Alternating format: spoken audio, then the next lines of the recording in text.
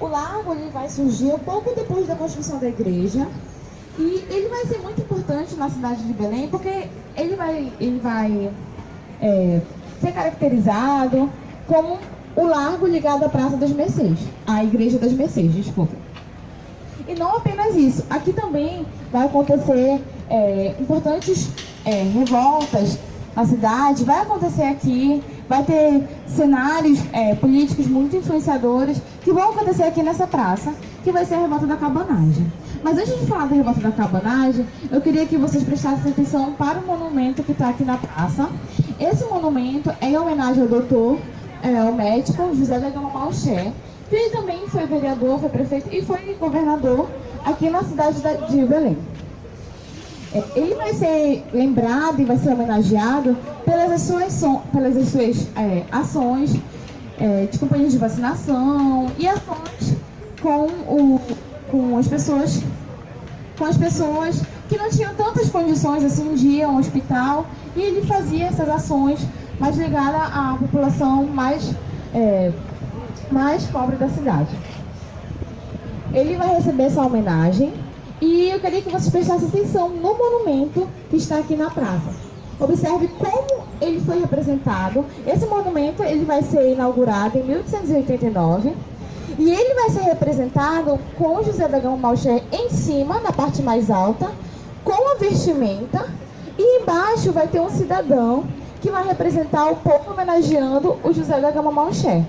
Percebe que o cidadão ele está despido, ele não está com roupa. E aí a gente já pode entrar em uma outra característica da questão da vestimenta.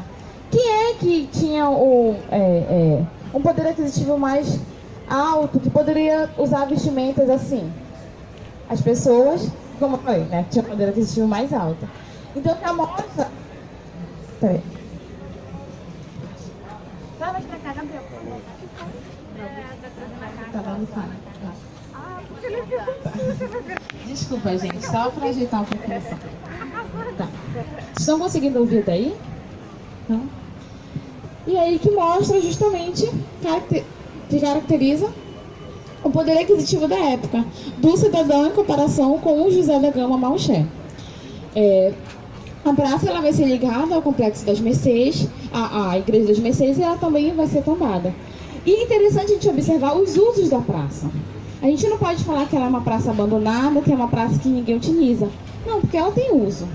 Não é talvez um uso comum das praças, mas ela tem um uso. Nós percebemos pessoas em situação de rua utilizando a praça, os motoristas utilizando as calçadas da praça como estacionamento, os próprios ambulantes utilizando ela para o seu comércio. Então ela tem um uso, mas que é um uso que não é tanto visado assim. Um uso que a sociedade ela rejeita, de certa forma, esse uso da praça.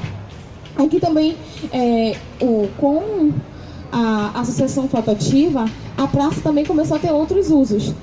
Usos de usos culturais, encontro de exposições fotográficas, peças teatrais.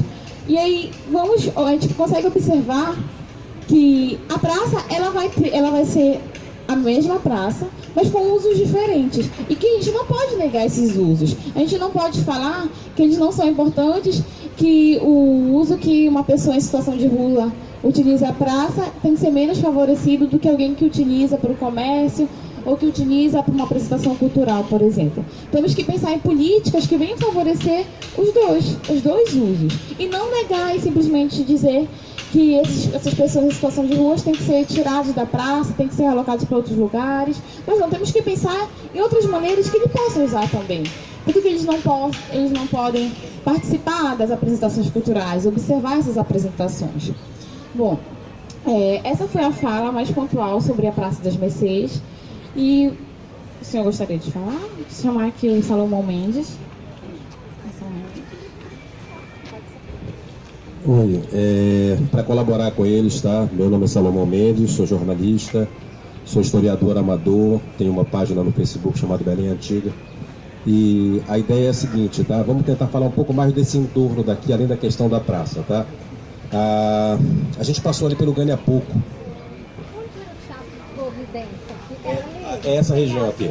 Não sei, presta atenção, a gente não tem uma localização próxima, tu tá entendendo? Se imagina...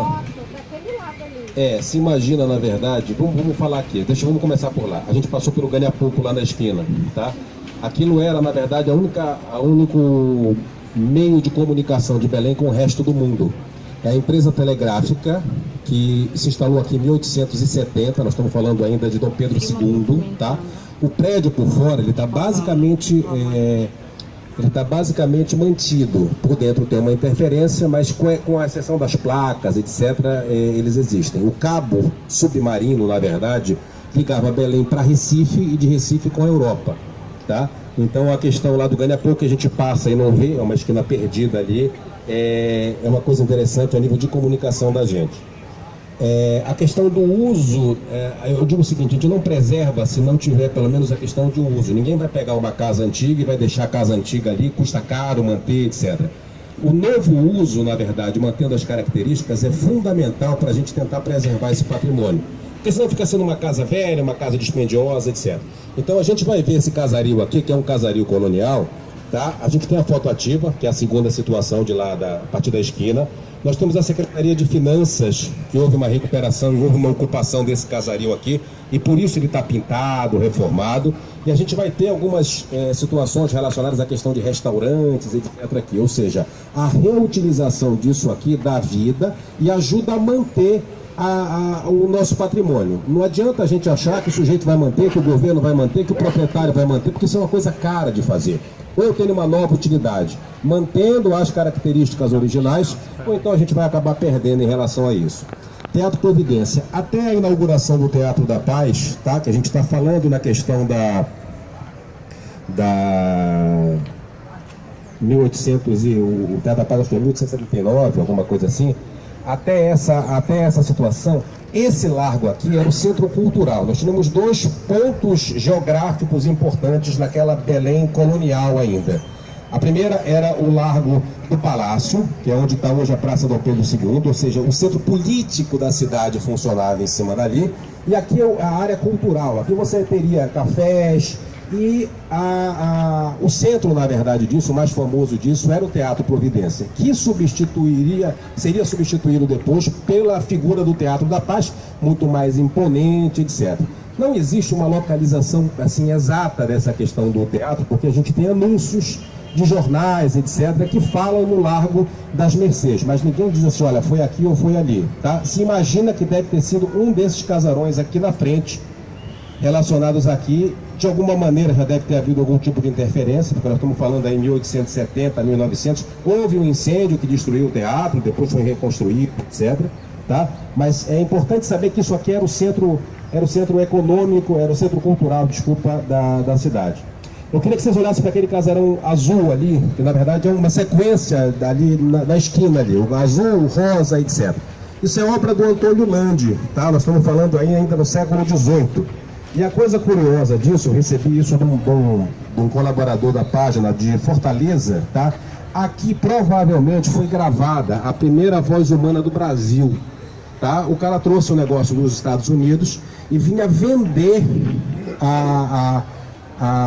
o privilégio das pessoas em gravarem e terem a sua voz registrada de alguma maneira. Tá na página, eu esqueci o nome do sujeito e tal, mas os recortes de jornais indicam, aqui funcionava um hotel, e ele instalava o equipamento aqui, e a partir daqui, na verdade, as pessoas vinham e pagavam para ouvir a voz humana e pagavam para gravar a voz humana, que era uma coisa, uma tecnologia muito nova, etc., que se colocava. Para concluir em relação à questão da praça, para não alongar, esse é o palco que deu início ao fim da cabanagem, tá? As forças legalistas, na verdade, cercaram os últimos cabanos que ficaram resguardados no convento das Mercês, tá? E aqui se chama a tomada do trem de guerra. Na verdade, as últimas armas que os cabanos tinham para tentar fazer a revolução, eles colocaram aqui dentro.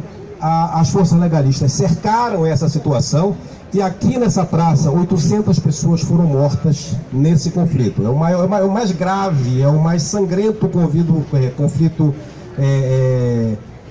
violento e de sangue da cidade. Eu só lamento, por exemplo, que a gente fale do Gama Malcher, mas que não tenha nenhuma referência a essa questão aqui, porque eu acredito que a gente só consegue valorizar se a gente conhece. Tá? E se a gente não tem essa referência, como é esse trabalho do Roteiros, por exemplo, fica muito complicado a gente colocar. Vamos dar sequência.